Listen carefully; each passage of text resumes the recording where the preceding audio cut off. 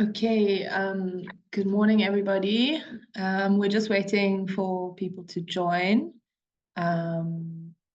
We just a request that you mute yourselves. I've just muted everyone so that we don't get too much background noise. So for our speakers, don't forget to unmute yourself when you do speak. But everyone else, just a request to please mute yourselves so that you don't create background noise. Otherwise, it's very disturbing for the speakers and for the other listeners. So we'll give it till 10:05 before we start.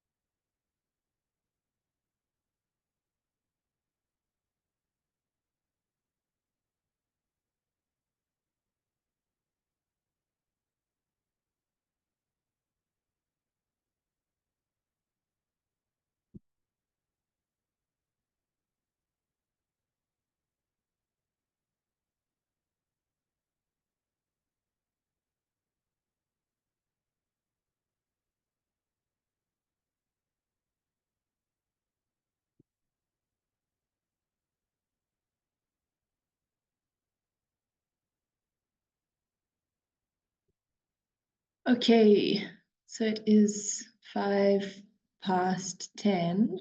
I am going to, I think, start with our presentation. So thank you everybody for joining. This presentation session is focusing on budget advocacy and tracking, and it is the second of a series of webinars that we've been doing focusing on this topic with Thokozile Madonko, who is from the Southern Centre of Inequality Studies at Wits University and manages the public economy project there, and is also an activist, a poet, and a climate campaigner. And this is webinar series is within the Rural Action for Climate Resilience project, which is a partnership project between SCAT, SAFC, and with support from HBF and MC of Ireland. For those of you who are joining from the RACER project, nice to see you again.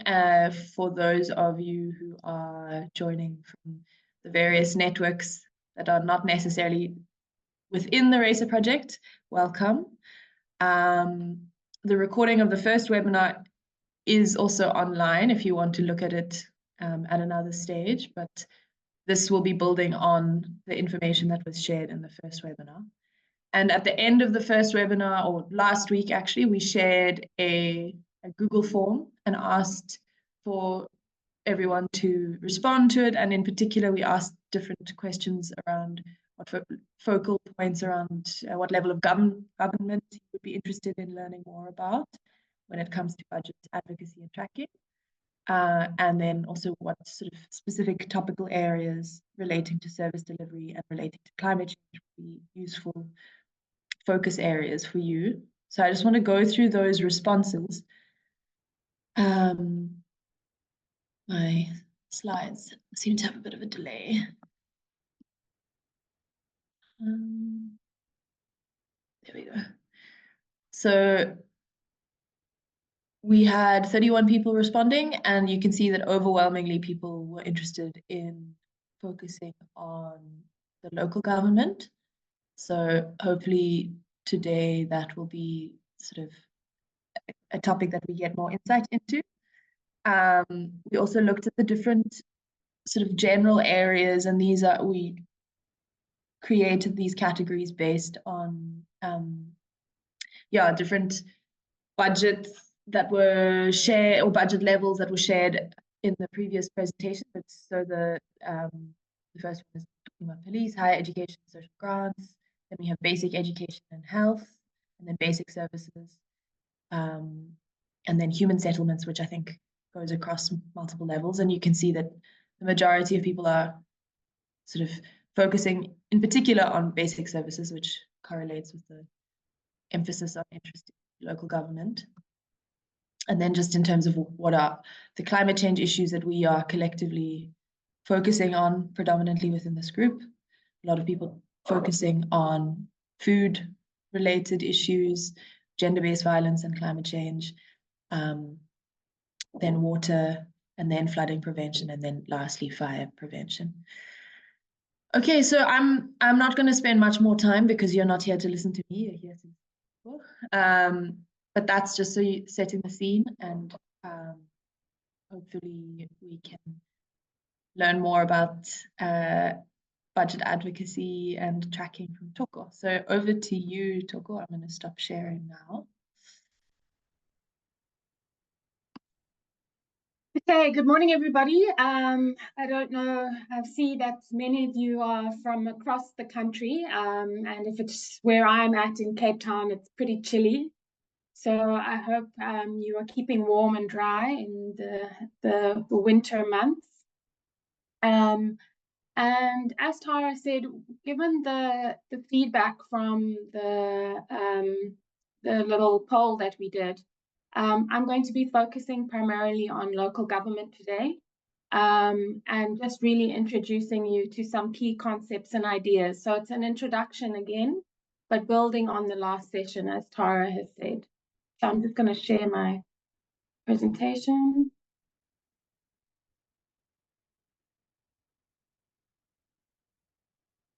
Okay, can you all see it? Yeah, we can see. Okay. And you can see it in slide, or is it in? It's not in presentation. Now it's in presentation mode. Yeah. Perfect. Okay, so as mentioned, I'm Thokozile Madonko from the Southern Centre for Inequality Studies. For those of you that I haven't met before, I'm based in the Public Economy Project at Wits University.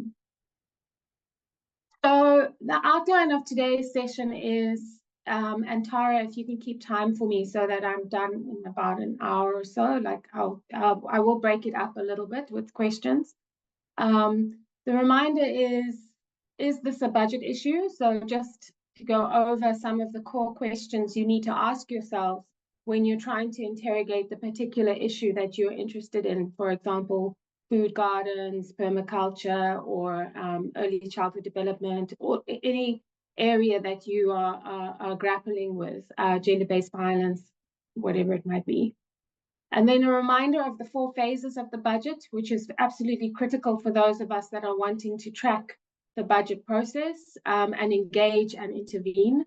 Then I'm going to talk a little bit about South Africa's local government landscape. And then I'm going to tell you a little bit about what Treasury has told us about local government allocations this year. So what's in the budget this year for local government? And then just some key local government documents that you need to engage with if you haven't already. And some of the questions that you need to ask is how we will finish off. So it's important to remember that not all public service issues are integrally related to fiscal policy or budgets. So some questions you could ask is, does the national, provincial, or local government provide programs or services that help to address your issue? So is this something that is squarely within the purview of the realm and responsibility of the state? If it is, then there's likely to be a budget question for you to interrogate. Does the government budget allocate sufficient funds to address the problem? So when you're looking at the provision of street lighting, for example, which is a key area of local government services and a key issue for gender-based violence in terms of making sure places are lit appropriately, do you have enough street lighting, or are there enough taps available in your communities for people to be able to access water easily and efficiently? So if you feel that there isn't enough, or that somehow the provision of these services is suboptimal or it's not great, then it's likely that they're not allocating enough funds, or the funds are not being distributed among the programs and services appropriately. So that would be the other thing, is to look and see, if they're supposed to be providing funding for textbooks, for example, are those resources being used to purchase textbooks, or are they going somewhere else? And then again, that becomes a budget issue. And are the funds allocated to address the issue actually reaching the intended beneficiaries? So again, if we have free basic services, which is what we are primarily interested in at local government level, the ability of indigent households to access water and electricity, a basic minimum of free services, are they actually receiving those free services? And are they sufficient for the needs of those communities? And this is a huge question for local government, and there's quite a lot of debate about whether there is enough resources going towards the provision of free basic services. So generally, I'm of the opinion that most issues have a budget angle to them. But it's always important to say, is this something that is the private sector's responsibility, or is it about regulation? So for example, when we're talking about environmental issues, there's this big focus on littering and, but very little focus on the role of big corporates to make sure that they don't produce that litter in the first place. And so whose responsibility? Is that a budget issue, or is that a regulation issue? And should government be regulating big corporates to make sure that the plastic industry is reducing its production of plastic at the point of production, as opposed to trying to get people to clean it up afterwards, for example? Again, what am I encouraging or wanting you to get involved in? And essentially, what we discussed from the last session is that budget research and analysis is the analysis of the budget. So revenue, taxation, borrowing, investing, spending, and public resource management. So it's about looking at the budget both at a macro level, but also at a hyper micro level. For example, just looking at what resources are what spending or investing is taking place in early childhood development, for example, or are resources going towards the maintenance of water resources in my community?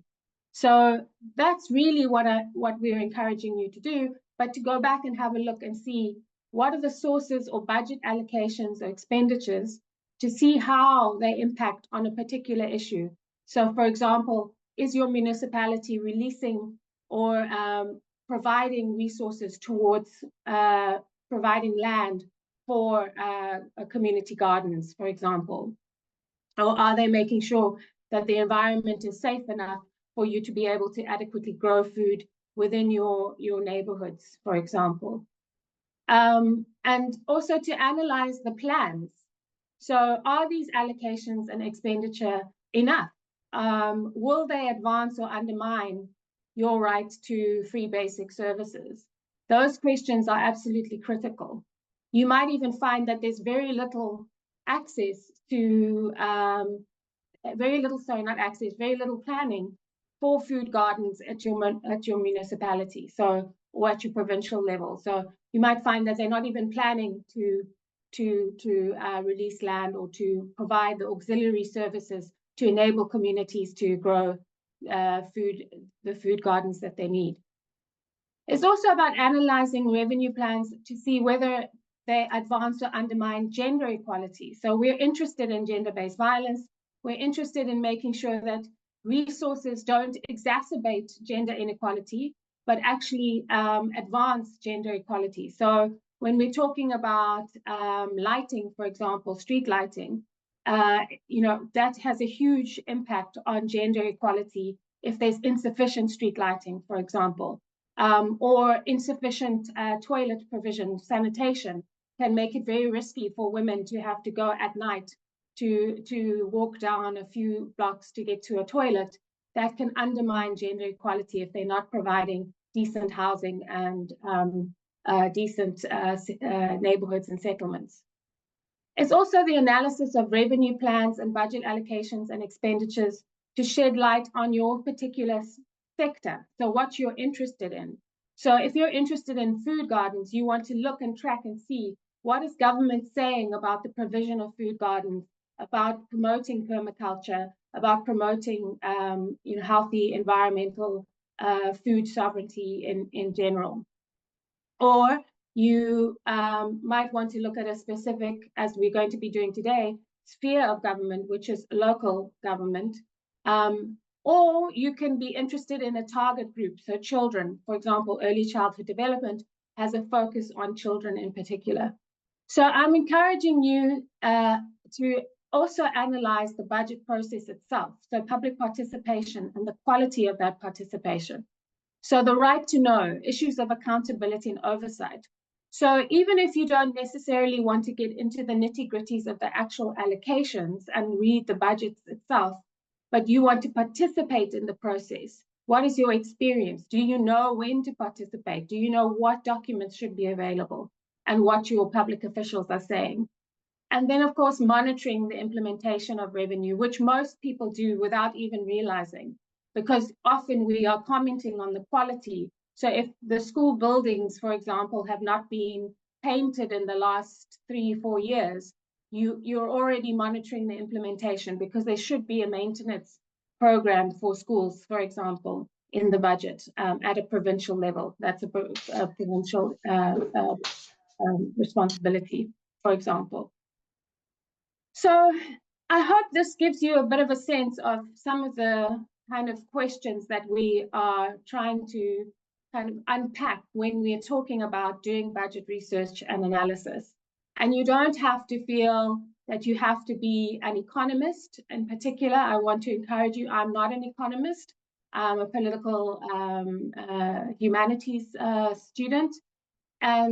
But I've had to learn how to engage with the budget documents and to access them and to interrogate them, but also to actually go and physically verify what it is that we are assessing. So we've done work on free basic services, for example, where indigent households in Pietermaritzburg were not accessing their free basic allocation.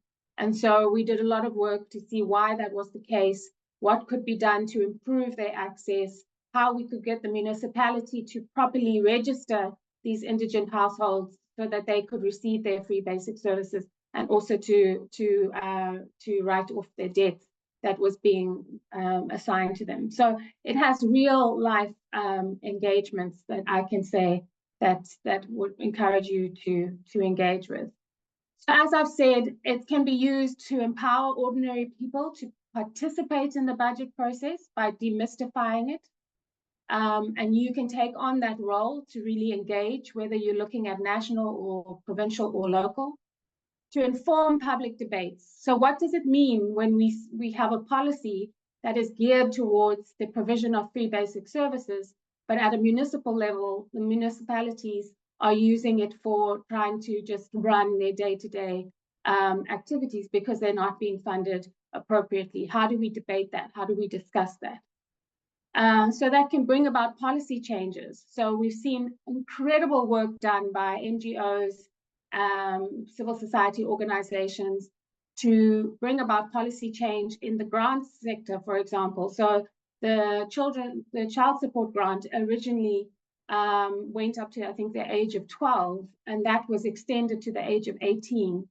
And so we've seen, enormous shift to say, and that was a huge shift in policy to cater for up to 18-year-olds. And of course, it's now being debated in the next policy shift around the social relief of distress for 18 to 59-year-olds who are not covered by the grant system, for example. It's also about improving the delivery of public services. There's some excellent examples of using evidence for poor service provision to hold government accountable. This has been done particularly in the water and sanitation sectors. Here in Cape Town, there was enormous work done on the Mshengu toilets, the contracts related to the Mshengu toilets and provision of sanitation, and the rollout of increasing sanitation for communities in Cape Town, for example. It also helps to promote transparent, participatory, and accountable budget processes, because you can use the information to strengthen and support full policies and contribute to oversight. And it also enhances the credibility of advocacy efforts. So even if you are primarily focused on climate change, by adding the budget dimension and the responsibility of government in relation to dealing with climate change into your work, it enhances and gives more credibility to your efforts. So in the last session, I went into some detail around the budget process. And so I'm not going to go into that detail, just to say straight off the bat, it's important to remember that South Africa is quasi-federal. We have 3 spheres of government: national, local, and provincial. This is set out in the Constitution. And national and provincial, national primarily is responsible for making policy and sets priorities through legislation, norms and standards, or political statements.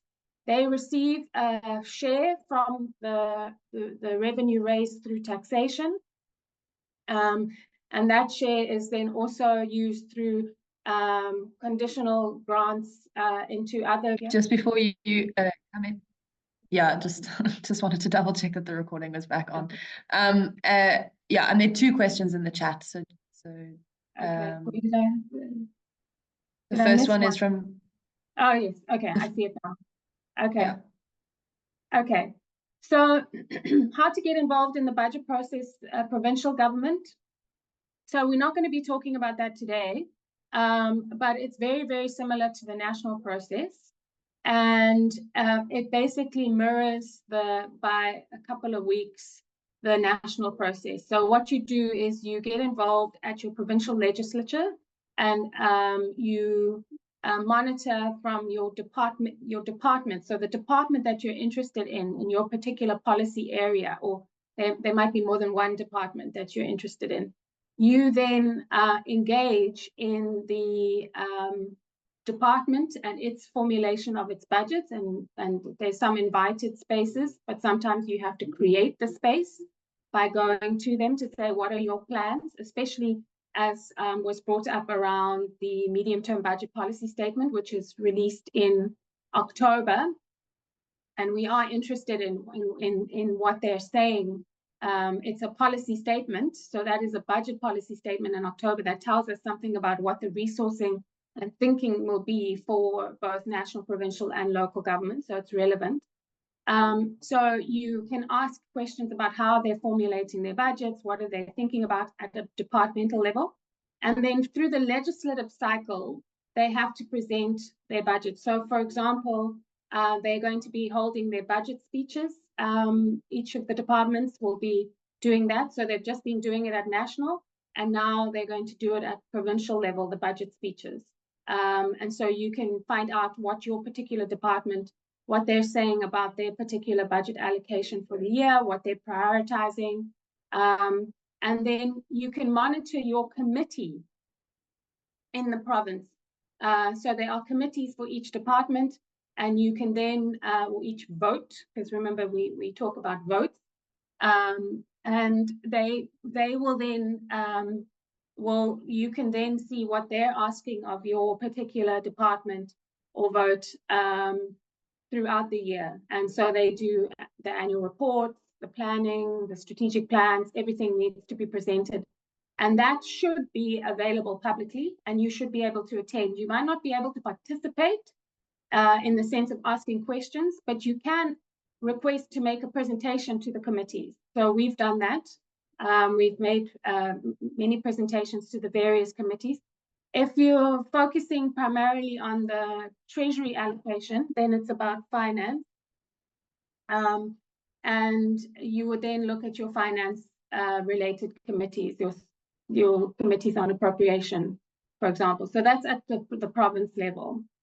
I'm doing that very quickly, but we can go into it in another session. Are we going to monitor the spending of the budget at local municipal level, or will we monitor at community level? So that's really up to you. You have to decide how big you want to go, how targeted you want to focus. You can go right down to just focusing on your ward, which is absolutely reasonable. There are funds for wards, to understand what the resourcing is for your ward, and how that is then broken up to a particular neighborhood, receiving those services. So, getting involved in your ward committees, your ward council, making sure you know your ward councillor and so forth. But we'll go into that in detail. But you can also look at your overall municipal finances to see what the health of your municipality is. Is it able to deliver the services it's supposed to, its mandate in relation to what you are focusing on the service provision that you are focusing. Okay, so I think those are the main questions. And then Tara, your point about practical, I'll get into in the presentation. Great. Just a heads up. So in terms of time, I think we're now at sort of 10 to 11, and I think we have until 12 for this webinar. Yeah. So just we'll do some. I've got some breaks that I've tried to build in. Okay, like this great. one. Okay, perfect. Okay, so this might seem obvious to you, but if you're working on local government, you need to know your municipality. You actually have to know what kind of municipality you are in. So it could be a metropolitan municipality, which are large cities and typically have more resources and responsibilities. So they have more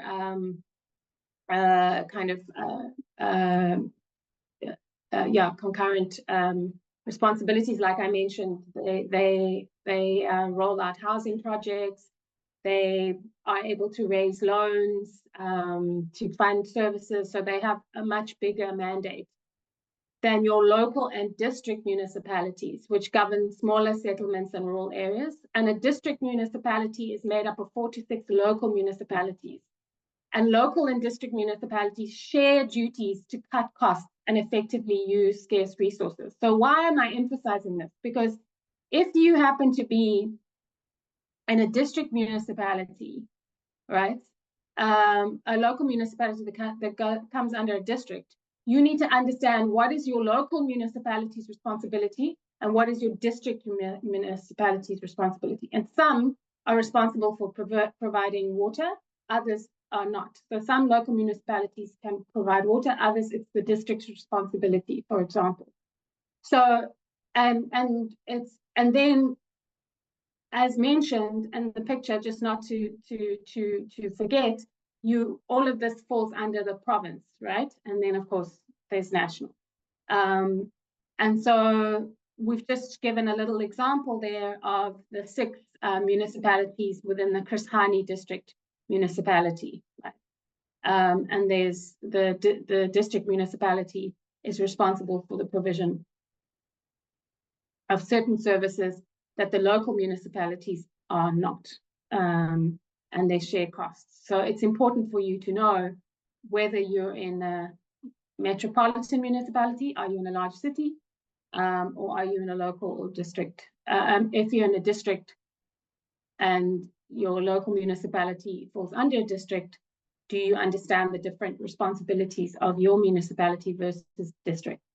It's absolutely important.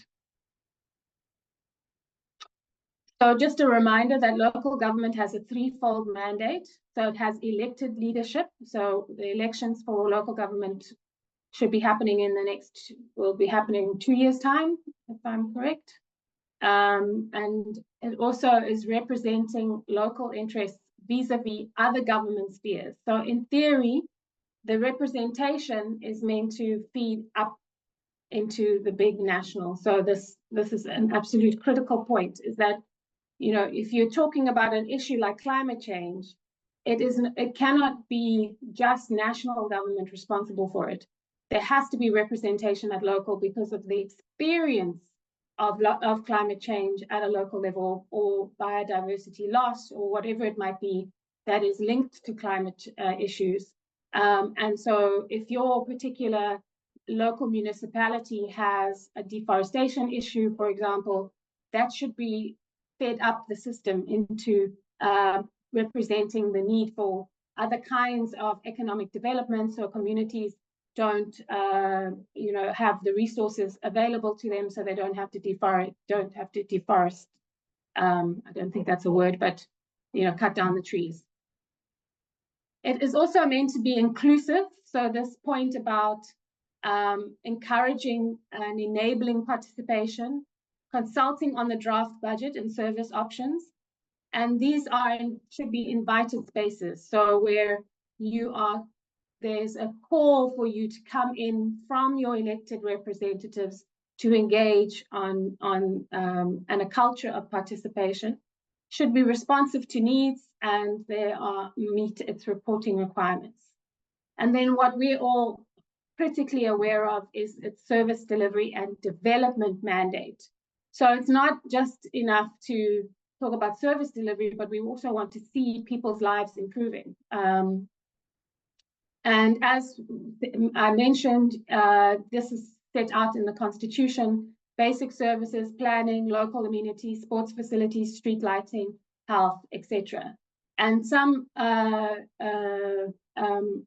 responsibilities are assigned and delegated, and we see this primarily with the metros. They have more assigned and delegated responsibilities than a local municipality would have in a rural area, for example.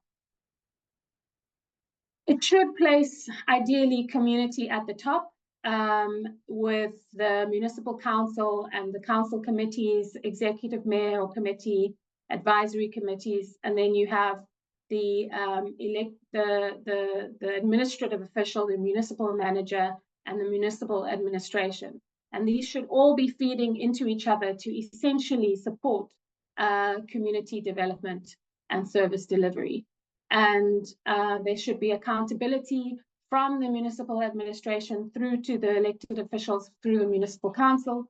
And the community should be able to say what the needs and policy direction should be and feed that through. So that's why those arrows. So this is an ideal. Like, this is kind of, if you want to understand your rights in the policy framework of local government, this is a very clear picture of what it should look like in policy. That's, I mean, in what the policy is saying. So to do our advocacy, we have to understand the local government context, and we have to understand government policies and priorities at a political and institutional environment, the administrative and fiscal systems, the allocation of resources, and the political systems and politics. And many of you, I don't have to say, know the political environment at your local government level. You know what's happening with your ward councillors, what they say, what they're able to influence, how the political parties play out. This all is part of kind of understanding the environment in which you're working. Then there's the legal framework, which we come back to always. There's the local government mandate, roles and responsibilities, the roles of other spheres of government, so what is province and national supposed to be doing, and then the importance of intergovernmental relations, so IGR. And then there's the oversight and regulatory bodies, and the most important one that we pay attention to, one of the most important, is the Auditor General. And the Auditor General has a lot to say about local government and the quality of local government. And in fact, most of our municipalities are effectively bankrupt. So we're dealing with a very, very difficult local government environment. The budget process, which is kind of where we're focused, where the money comes from, how the money is allocated. And when we say discretionary or not, this becomes important because local government has an equitable share that it can spend in the way that it sees fit to spend. So national cannot tell local government how to spend that allocation, but it can direct funds through conditional grants, and they have conditions attached to them in which it says, please, spend on this, on infrastructure, on housing, on whatever it might be. So some of it is discretionary and some of it is not. And when budget decisions are made, and when and how budgets and expenditures are reported on. So it's a really beautiful picture for us to be able to constantly find ourselves, so for example, now my local park was affected quite badly by the storm. So I would be interested to see, what's going to be the allocation of resources for repairing the damage. Where will those funds come from? What is the city saying about disaster management? Blah, blah, blah, blah, blah. As an example. Again, you have the right to participate, so it's not a nice to have. So don't let any public official, either elected or not, or administrative official, try and tell you otherwise. You have the right in Chapter 7 of the Constitution, which sets out the objectives of local government, and public participation is an imperative of two objectives. So to provide democratic and accountable local government for local communities, and encourage the involvement of communities and community organizations in the matters of local government. So the white paper, which is the policy, remember I said we always start with policy on local government, defines developmental local government as local government committed to working with citizens and groups within the community. So it's very, very clear. Voters, consumers, service users, partners in resource mobilization. So your municipality has a responsibility in terms of the Constitution to ensure your right to participate. And there are other relevant laws, which is the Promotion of Access to Information Act. So you are entitled to information related to your local municipality. The Municipal Finance Management Act, which outlines ways in which community can be informed of the financial situation. So there is a relevant piece of legislation that governs national and provincial, which is the Provincial Finance Management Act, PFMA, is a similar document that governs national and provincial, so where you have rights to information is also there. And then the Batupele white paper, which aims to provide citizens-orientated customer services. So there should be integrated development planning, and within the statement of each new council, a new 5-year plan is developed.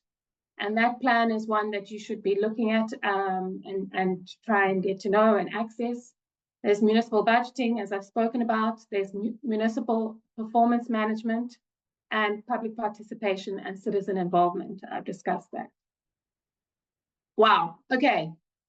Now, if we were in person, the beauty is that we can be together online, but if only we were in person, I would take you through this poster. It's actually a huge poster that tells you and gives you, and what Tara was asking, the practical points at which you can get involved, at what point you get involved. So if I had more time and we were together, we could actually sit and write up, what is your issue? When are you going to, what are the dates? Let's look up, have they published them? Do we know?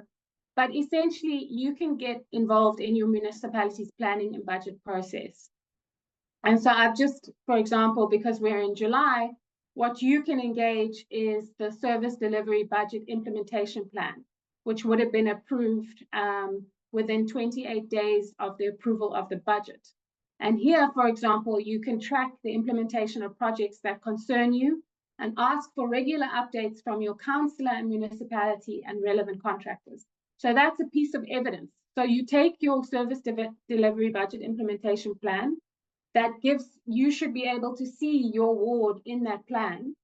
or the particular service provision broken down. And then you can take it to your ward councillor and say, now tell me, please can you report on the status of this particular, on the SD for sanitation services. And then you can say, okay, if they're meant to be providing sanitation services or upgrading a particular road or whatever it might be, I can go and check, is there any work taking place? You can take pictures, you can find out who the contractors are, you can see if they're doing their work. So you can get involved in an ongoing basis. So I know that you can't really see the detail on your screens or on your phones, but essentially it takes you through the full calendar year of the municipal budget planning and budget process. And as we mentioned about evidence, you can collect information on the service that you're concerned about, write down people's stories and take pictures. We have phones, most of us, or you can have access to somebody who has a phone and you can take pictures. That's so important. You can record on your phone the quality. You can even film the contractors, at work. You can build community support by speaking to people about your concern.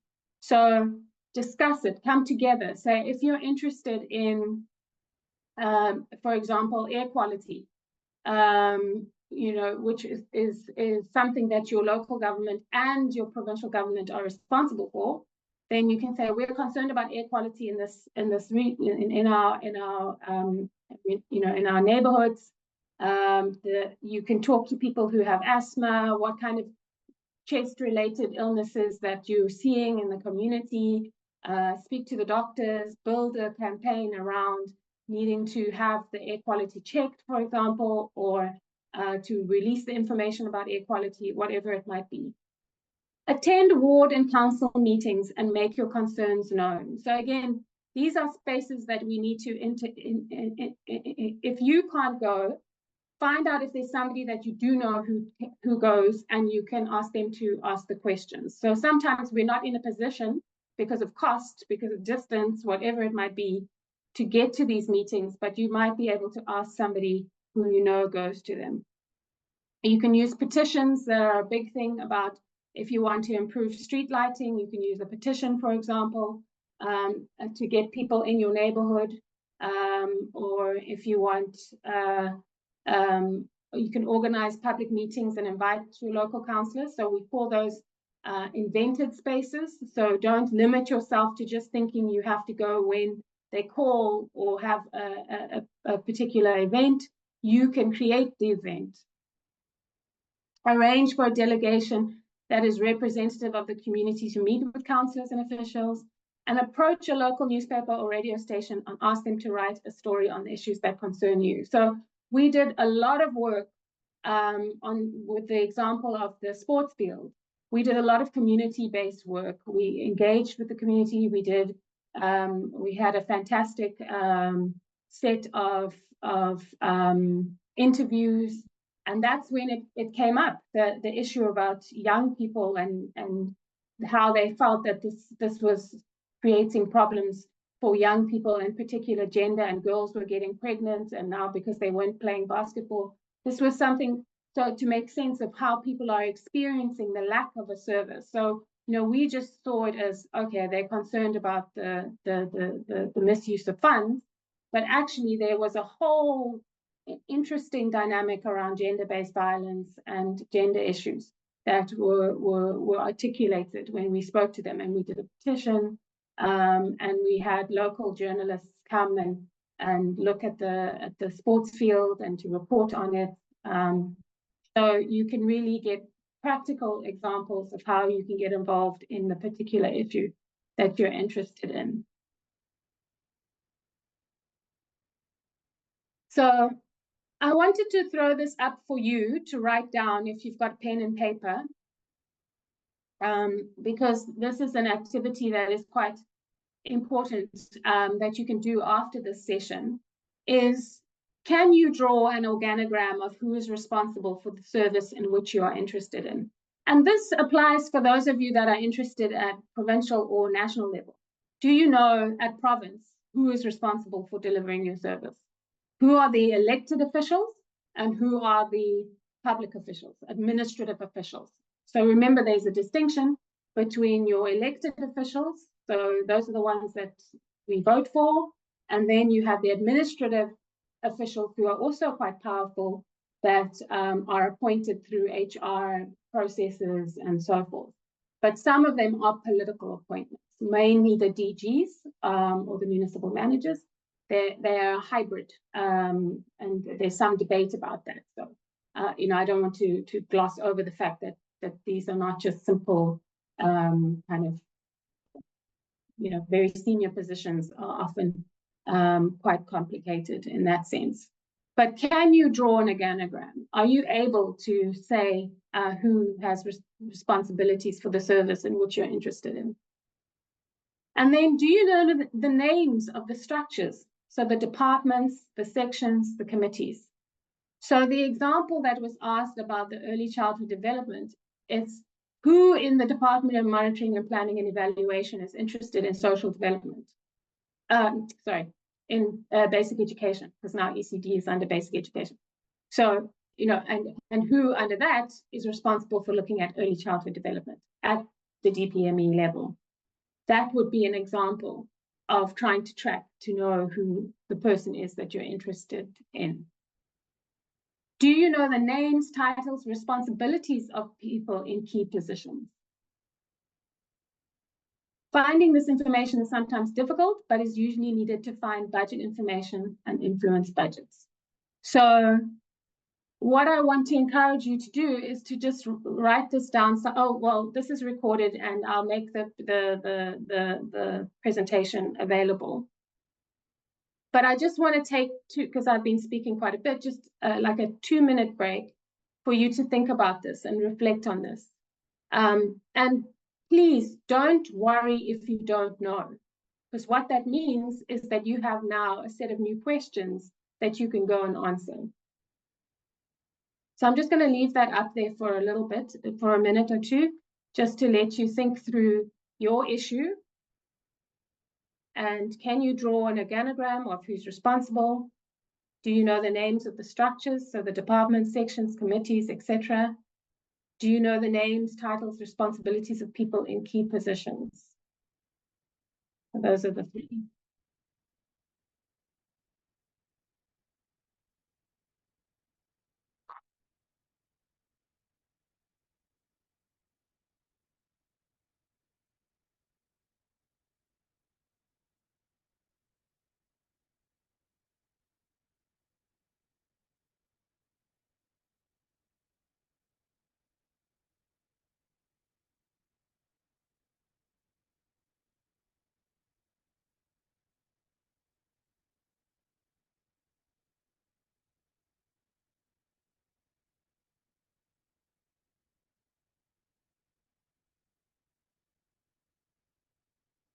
Okay, so that was just something for you to reflect on. And again, we'll make the presentation available. And I'll also send the, I just realized I didn't say it earlier, that I will send the PDF of this document to Tara and the team, because then you can, if you can access a printing, you can print it and see it in more detail. So this, I'll make the PDF available as well. So I mentioned the political structure. So what am I talking about? So the municipal council of ward councillors and proportional representation councillors, and the council votes on the budgets, bylaws, etc. Although officials may have a lot of influence, right? So this is the political structure. There's the speaker chairs and council meetings. The mayor heads the council and the executive and mayoral committee, depending on the type of municipality you're in. Portfolio committees are linked between administration, so the employees of the municipality, and the political structure. Okay. and oversight committee monitor portfolio and executive committee. So the one thing that is different about local government compared to when you see parliament is that the council is the oversight. They both oversee and monitor in a way, so it's slightly different. The administrative structure consists of employees who do the work of the council. The key decision makers are municipal manager, executive directors of directorates, and managers of departments. So they consist of directorates, departments, sections, units, branches, and the names differ across municipalities for both unit types and sections. So you have to figure out within your municipality how they refer to a particular issue if you're interested in free basic services, where it falls under what unit. So we often say try and get cell phone numbers as well as landline numbers, as people often not at their desks. So it's tough to get a hold of people, as you know. But the more investigative work you do, the better you do, and eventually you can really build that beautiful organogram that you will need to be able to engage meaningfully with your municipality. So now I'm going to switch gears and I'm going to do a little bit of budget analysis for you, an example. And this is, as you can see, I've taken this from National Treasury. So I want to emphasize here that this is what Treasury is telling us about local government. And I will tell you what our research and analysis says about local government allocations. So you always have to interrogate what Treasury tells you. And sometimes it's not the full story, and you need to do a little bit of work to be able, as you know, to be able to get a fuller picture. So this year, transfers to local government account for 9.8% of nationally raised revenue. What does that mean? It basically means of the entire budget raised, so through all taxes and stuff,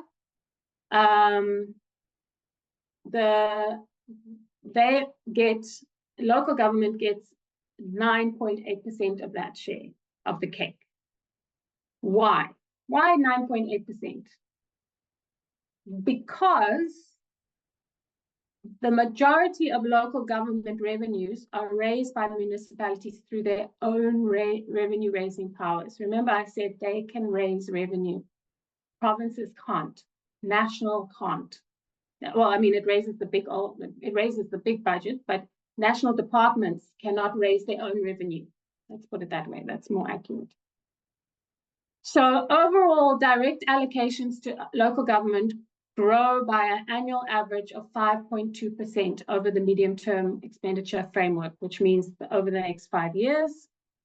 And local government equitable share, the allocation, remember I showed you, which is discretionary, at an annual average rate of 6.1% over the 5 years. So what does that tell you? Now, they're saying grows. But when we look at the numbers and we look at this thing called inflation, which you are all aware of because you go and try and purchase bread last year, and what bread costs this year is different. And usually it costs more, not less. So things get more expensive over time. And also what is relevant for government services is population growth. So there are more people. So we've had both a growth in population, which means more need for services, and we have inflation. And we know that inflation is around 6%, right? This is what we're dealing with at the moment. A little bit lower. I think we'll see what the final outcome is at the end of the year. But essentially, our analysis, when we run the numbers through, we take Treasury's numbers, these numbers, and we run them. Essentially, local government this year is not getting an increase. Because if inflation is around 6%, it tells you if they're doing 5%, 6%, they're just in line with inflation, but not in line with population growth, which means there's more demand for services. So there's more demand on that budget. So they're not really getting a bigger pot of money. That's important for us to be aware of when we're doing our work on local government financing, is that the actual allocation at a national level is going down.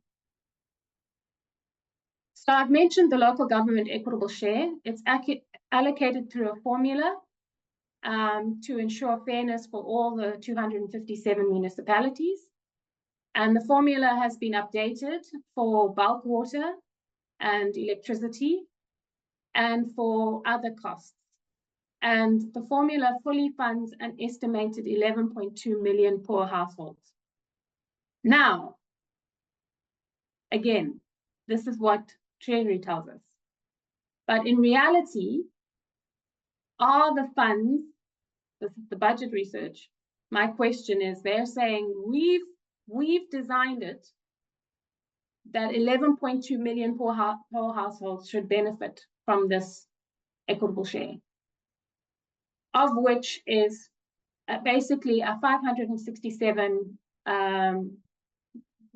Rand allocation for a package of free services for a household with an income of less than 2 old age pensions. So that's what they consider poor households. So a household of income less than 2 old age pensions per month. So essentially, if municipalities had enough money to fund their full responsibilities, 11.2 million poor households should be benefiting. But we know, as I've just mentioned, that they're not getting full funding for their functions. They're receiving less. And so it is a discretionary allocation. So the municipalities do not have to spend that 567.12 cents on those households. They can choose to use that money for other things because they might need it to be able to do other things. So there's been some changes to local government allocations, and Treasury tends to use very flowery language like reductions reversed and reductions adjusted downwards. It's all very confusing. But overall, the most important thing is that at one point they were going to reduce the budgets. They were going to slash the budgets quite considerably. That got reversed. So they maintained the original plan as opposed to the cutting plan. So people got a little bit confused about whether we were getting more money or less money or what was happening. And so in order to make funds available for other government priorities, reductions have been made to municipal conditional grants. Now, remember, I've been using the term conditional grants. What does that mean? There are conditions set for doing a particular thing. So the municipality has to spend that money on that particular thing. So they've reduced money towards the Integrated National Electrification Program grant. And don't we know energy poverty is an issue? And then they've reduced the indirect component of the regional bulk infrastructure grant. And don't we know that half of our water infrastructure is teetering on the edge of collapse?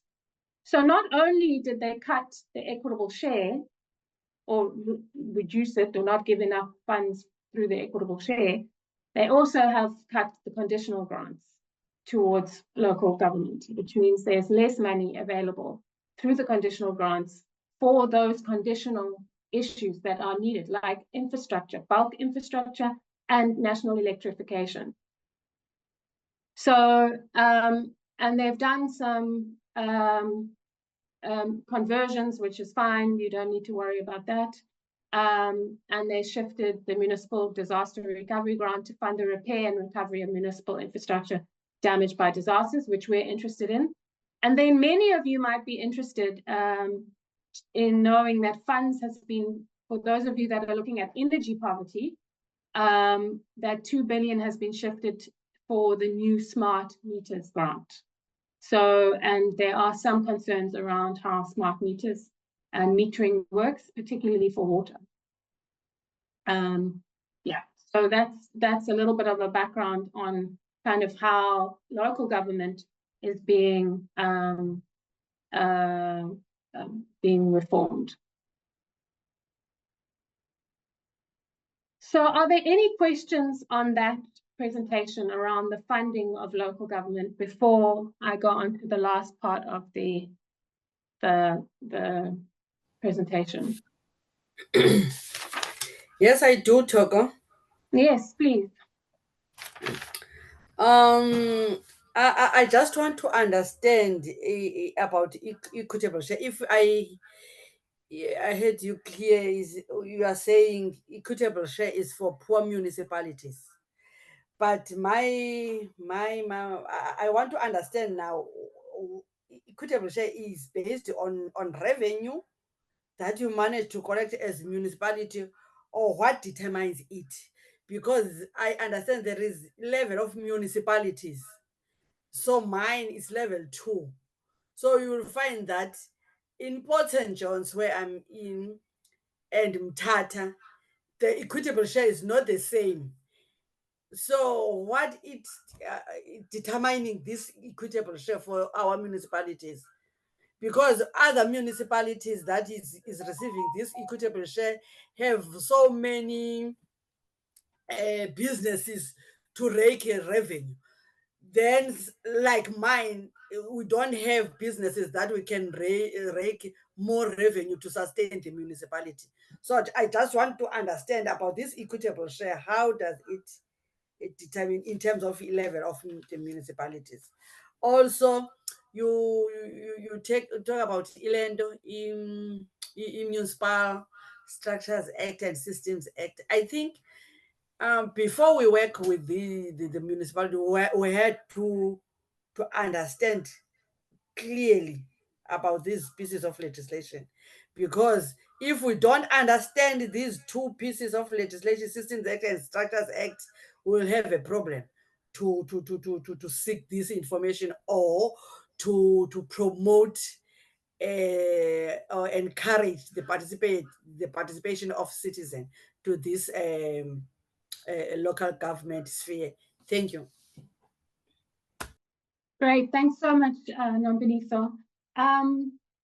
So the equitable share is a formula, and there's the local government equitable share formula, and there's the provincial equitable share formula.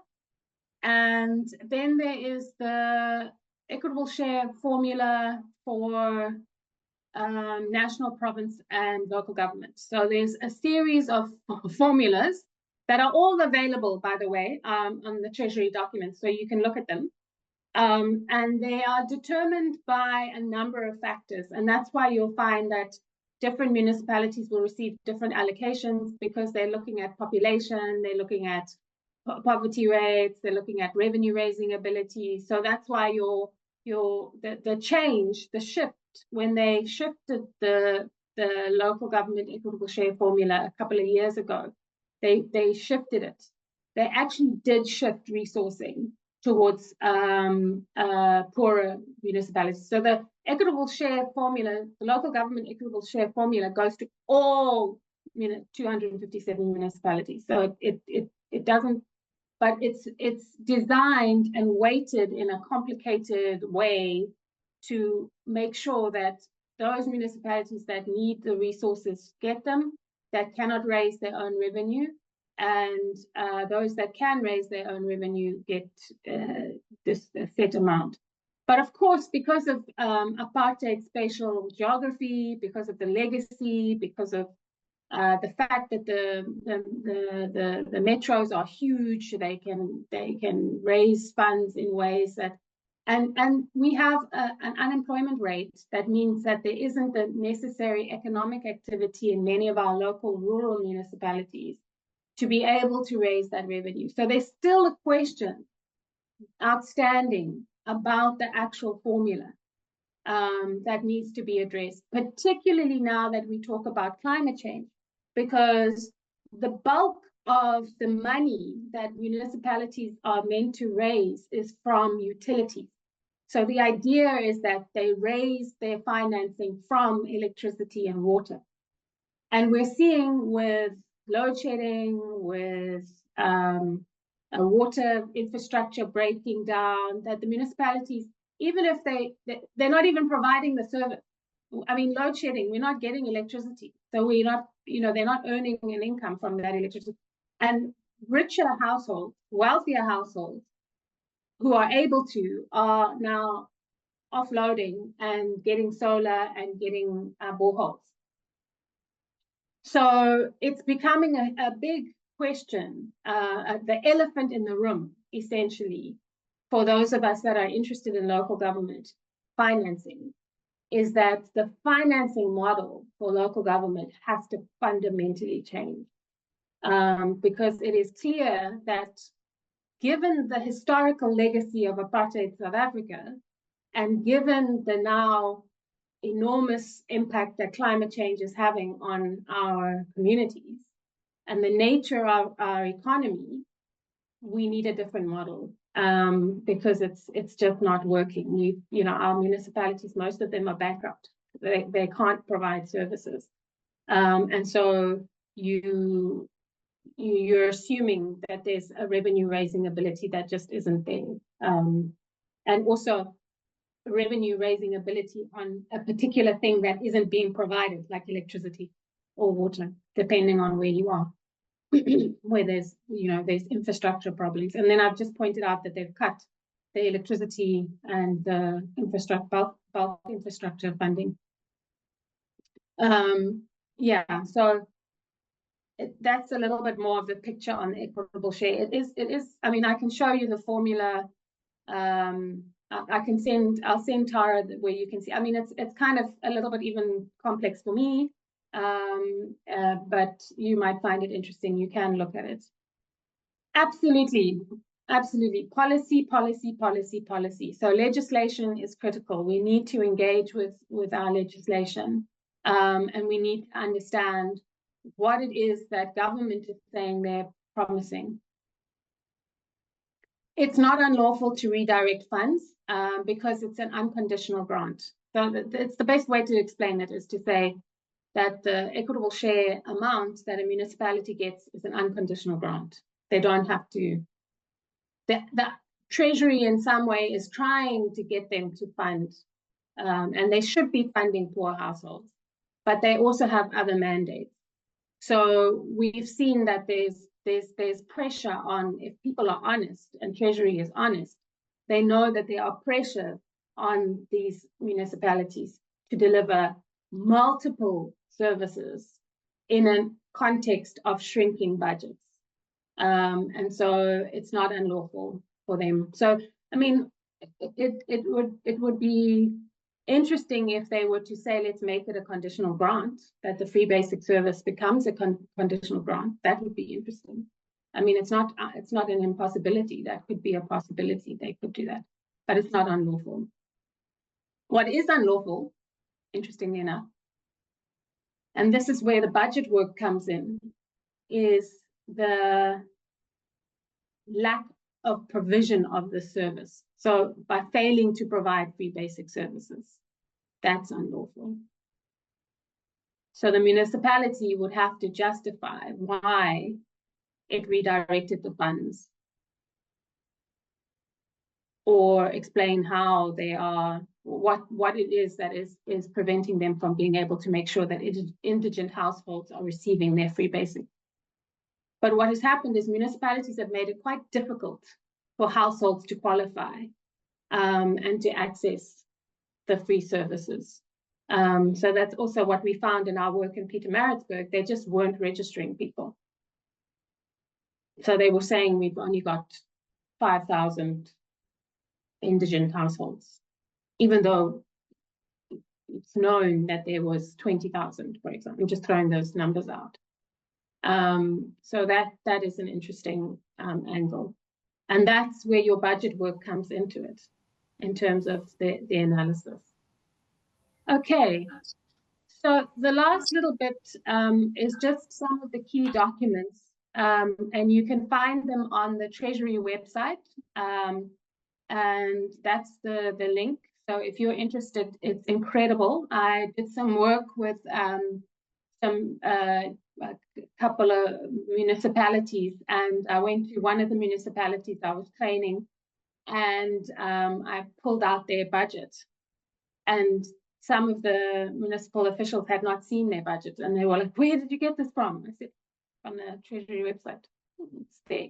So there is information. Treasury does provide information, and this is where you can access the documents. So it's important. So we all know about the IDP, or we're learning about the IDP, or we're going to go and read our IDP. It's the 5-year development plan, but it's rolling. So it is updated every year.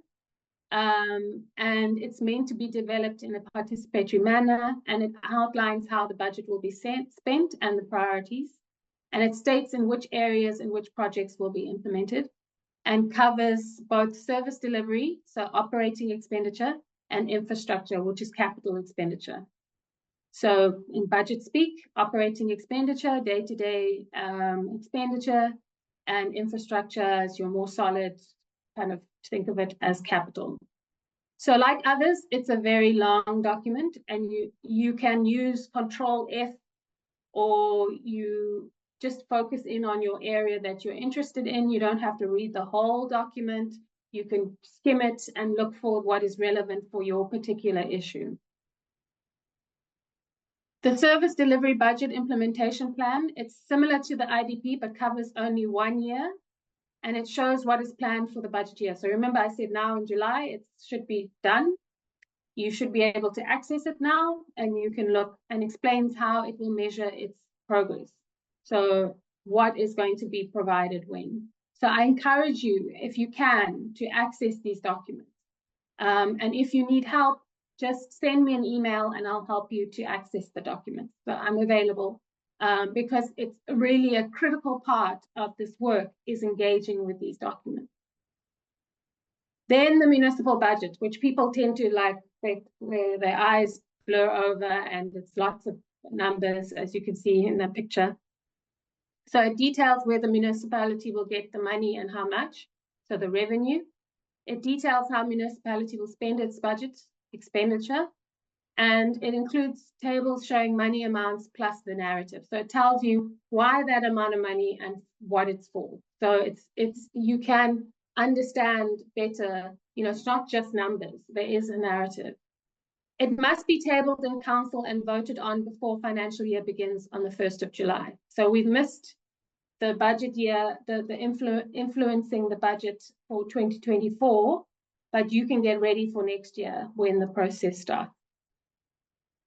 And it shows 3 years, but the council only votes on the first year. And why do we say vote? It is a money bill. It becomes a piece of legislation. It is voted on by the political parties in the council, and it becomes law. So if they say they're going to spend 567 Rand per household, qualifying what, then it becomes law. Then it becomes an interesting question of, if they're not spending that, then they could be breaking the law, if it's in the budget. And this is where it becomes so important, because if it's not in the budget, then they don't have to spend it that way. So the key parts of the budget that you're interested in is the operating budget for recurrent spending. So on people, on goods and services, on toilet paper, these things that are recurring, that happen. And then the capital budget for non-recurrent spending. So that's your buildings and your roads and so any kind of solid structure there's often a little bit of debate about where maintenance falls, whether it falls under capital or operating. So maintenance can sometimes be under capital, or it can be under operating. And there are two sides to any budget. So there's the revenue, where the money comes from, and expenditure is where it will be spent. So when we look at the budget, your municipal budget, you're looking at operating capital, how they're going to raise the money for capital, how they're going to raise the money for operating, how they're going to spend the money, for capital, how they're going to spend the money for operating. So that's your 4 sides. So I've put a few that I won't go into now, just the budget talk things that you can engage with around revenue, expenditure, budget surplus and budget deficit, overspending, underspending, and trade-offs. So when you get an opportunity, after this, you can read up about that. So the sources of operating revenue, as I mentioned, is service charges, so electricity and water, property rates, businesses and households, and operational transfers from national government. So remember I said that national government can sometimes provide funds. And other own revenue is traffic fines, rental income, and so forth. And then I've mentioned this, the equitable share is an important operational transfer. It is meant to cover, among others, the cost of free basic services, but the council can choose how to spend the fund. Okay, so that's what we've discussed. The sources of capital revenue are government grants, mainly from national government. Borrowing, this is mainly your big metros that do this. Internally generated funds, so from past operating surpluses, if they managed to balance their books and they had a little bit of money. Local or foreign public contributions and donations. And the capital grants are usually conditional grants, which can be used only for the purpose for which they were given. Okay, and this is different from the equitable share, for which the council has full decision-making power. So I'm just reaffirming that. So the thing to remember is, for those of us that are interested in the climate financing questions, especially when we're looking at infrastructure or capital revenue, we want to track those the climate finances right down to our local municipalities. Okay, expenditure is classified by type. So for operating or project for capital, and by standard classification, so sanitation, electrification, or by vote as well.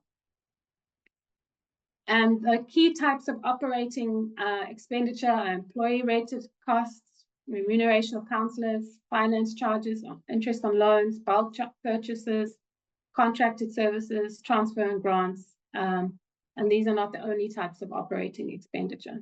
So we also know that from the bulk purchases for electricity, Eskom, and water, that many municipalities are in debt to Eskom, and they've written off some of this debt just recently. They wrote off some of the most indebted municipalities, so they're not even necessarily spending on those purchases.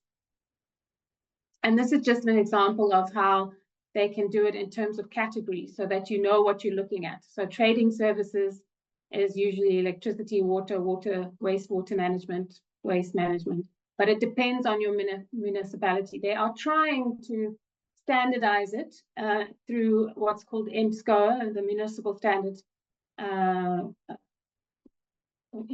the standard something on accounts. So they're trying to standardize it, but it's still different. So from one municipality to another, they might, and the big metros, they all do it slightly differently. And then we talk about votes, remember, because they are deciding on each of the votes. Yeah, and then again, these will depend on your municipality, and they differ across municipalities. So finally, I just want to, before we have some time for open conversation and thoughts, and is to really think about, ask questions. So I really want to encourage you to take action on the budget. So participate in the budget process, monitor the quality of services in your community, see how much money your municipality receives and where it comes from. Read council minutes, progress, or annual reports, compare them to your experience of service delivery, attend council and quarterly ward meetings. And then when you're thinking about at the local level, you have to think about one thing that's unique and it's not as easy to do at province and national, is that you have your full direct ward councillor who should be responding to you. And is your ward councillor fulfilling election promises? Does your ward councillor regularly visit to listen to the community? I mean, my ward councillor, for example, has a WhatsApp group. So feeds information and updates through the WhatsApp group. Does your ward councillor take up the community's concerns with the council and municipal administration? Does your ward councillor report to your community about the work of government and what is happening in the area? Is your ward councillor helping you to talk to provincial government about services that are shared with municipalities? For example, health, education, housing. So these are the kinds of things that I really want, and you'll see that when you get the poster, is on the poster to encourage you to really see that you can get engaged. And it takes stop and start, and you might have to try a few times a different tactic, try something else. But the key thing is to really get involved, start participating, even if it's just the first thing you do after today is you access your IDP again and look at it, or access your municipal budget and look at it, just to familiarize yourself with the information. Or like Nombaniso was saying, maybe read the act, go back to the white paper. What have we said about the goals of local government? What does the Constitution say? You can even read the Constitution and see what it says. Okay, so that's just to show you an example of a budget, and it will have a narrative. And yeah, again, create more possibilities. You'll see that this is my favorite thing to finish off with is, for us to be able to change our community's experience of government and government services, we need to create more possibilities, and like this one. So it's great that SAFC provides the space for someone like me who normally sits looking at budgets and not really getting to engage that much with communities. It's a great opportunity to think about how we want to shape tomorrow towards abundance. Exploring partnerships, drawing on unexpected strategies, asking different questions. So again, who is the center of your story of change? Who is missing? What other possibilities are? So what is your top insights? What is the most straightforward thing you can do? And what are you taking away from this session? What worked well, worked less well, other comments.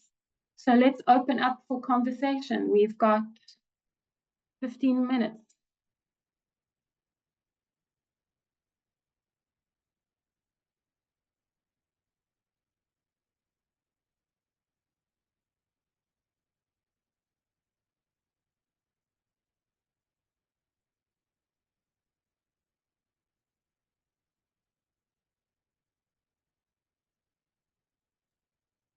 I have a few questions, but I think that maybe I'll wait and see if there's anyone from the floor who wants to ask first, and then if not, then I'll come in. Did I miss anything in the chat? I think I covered it, yeah.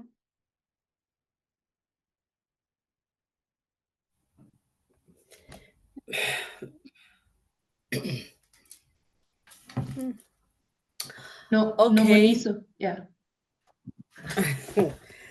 I must try. I want these questions. My top insight from today is that evidence-based budget advocacy that can be used, especially on the second last one that says promote more transparent, participator, and accountable budget process. I like that one because it's where we enter. It's where we encourage even the citizens to join us. It's where it capacitated us to participate in this budget advocate process of our local municipalities. Also,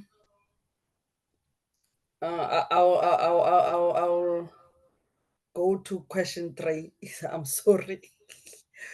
What I'm taking away here, that phases, those phases is clear to us, in fact, to me, because I know now what is the process of the budget, where, but Thoko said it's important for us to participate to all phases. So I'll take it that, so that I can, because it's a learning curve also to really to be on 4 phases. And I think for me, this time around, Thoko, first day, it was something like, this is too diplomatic or heavy for us. But now it's maybe it's the second day. Maybe I'm not sure. For me, it's too informative, starting from the day one. The information that I receive today, it's backing up for that one on part 1 of the training. Really, for me, it's working. I'm looking forward in participating and making sure that my municipality, I understand this local government sphere, because is the sphere that is nearer to my heart and even to my communities, is the sphere that is affecting us directly in our communities, especially in Port St. John's as a rural area of our Tambo White Coast.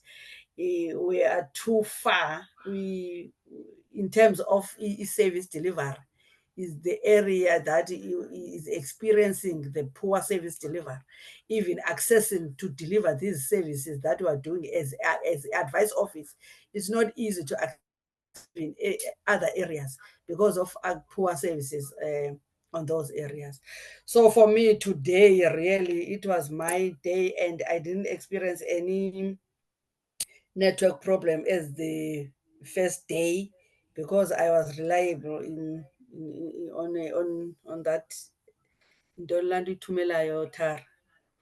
the link that you send about the day.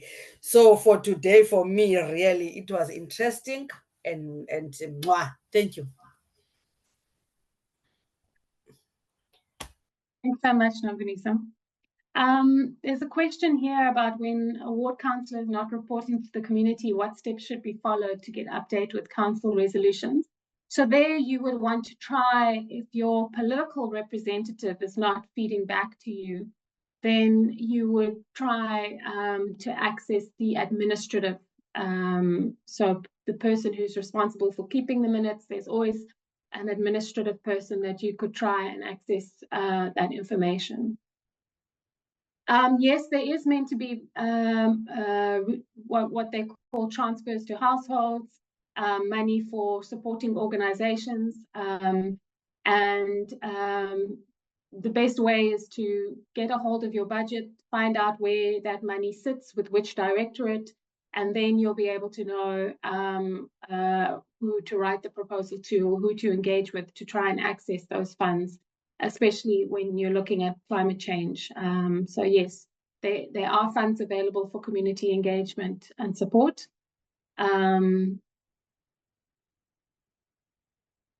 Yeah. Okay, yeah, accessing, exactly, as I've said. So if you can't access your local, you can't access,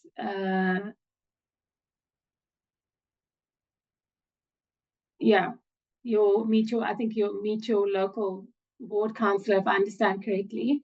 Oh yeah, no, sorry, your municipality is based at Maclear. then the key there would be who is based at Maclear that you can partner with, who can help you to access the information.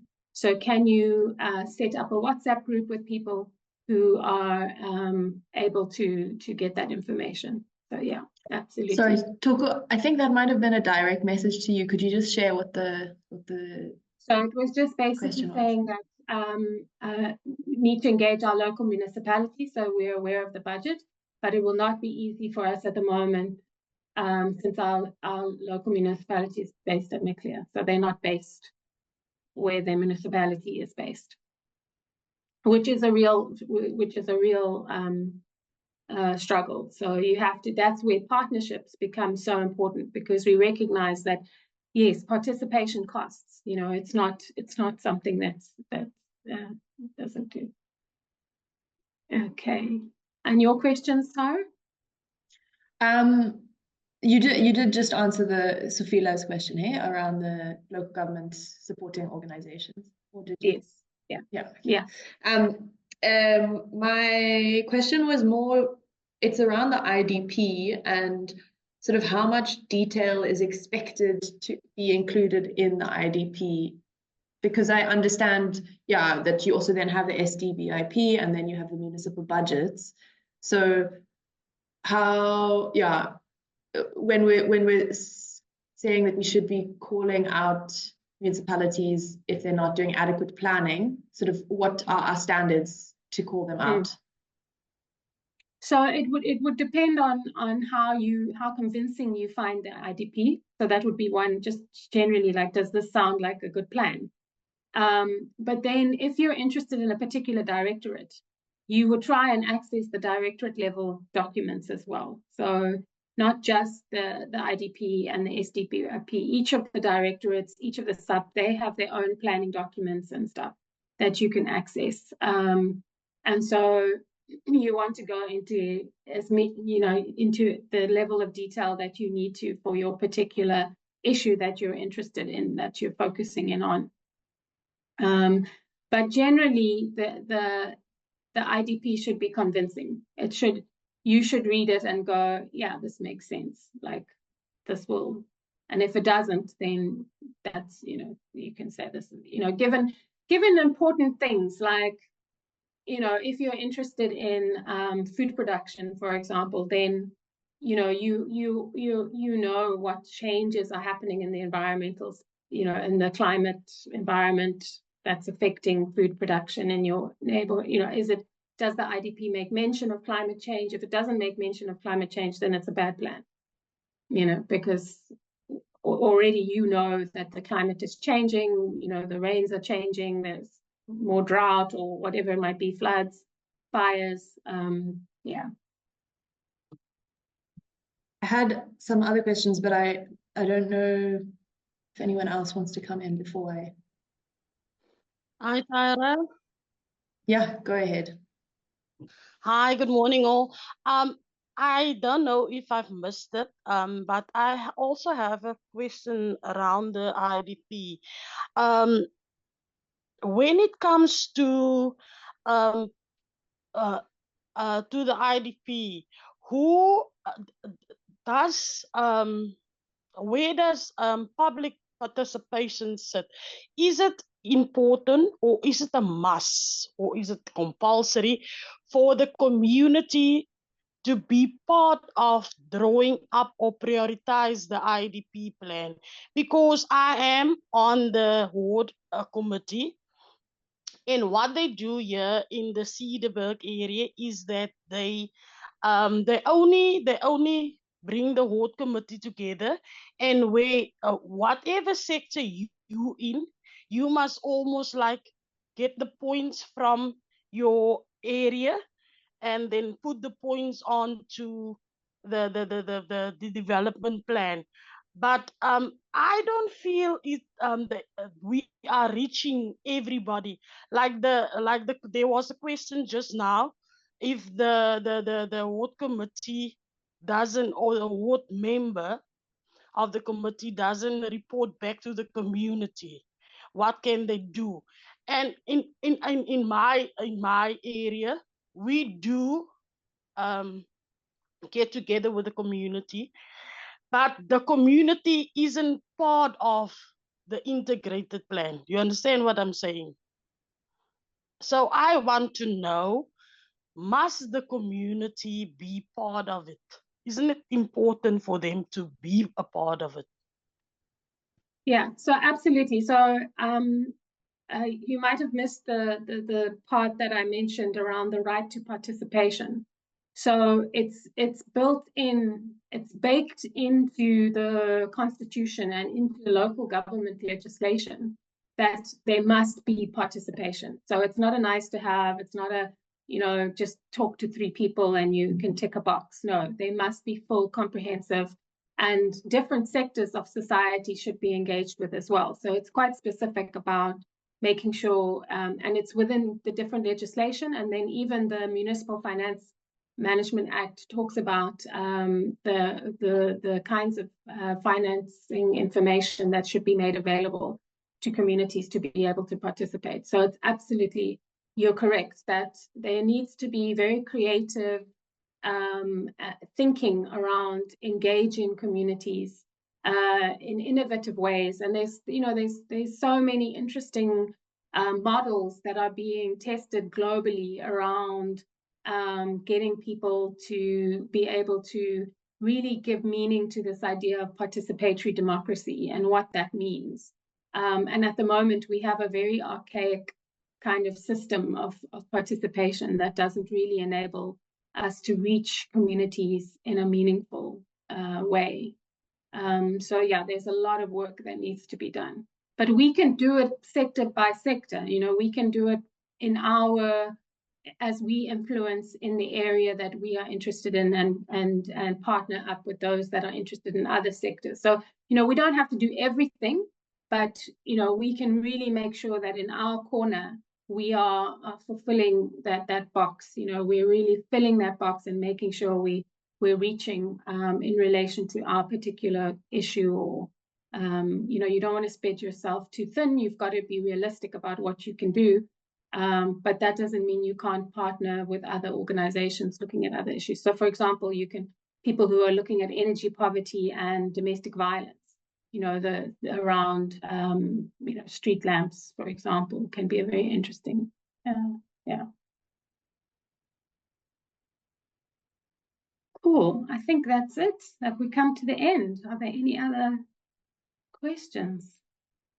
I just this is more of a general question because it's not yet been signed. But with the climate change bill, there are certain implications for municipal planning around climate change. And the expectation is that it will eventually be signed and become an act. So I was wondering if from what you've seen in the sort of National Treasury, the allocations and sort of the more latest budget work, whether that's reflected at all, or whether, what your expectations would be for sort of that to be reflected I in think the future. There's a lot of work being done within Treasury around. They've just had a big thing around climate change, actually, as Treasury.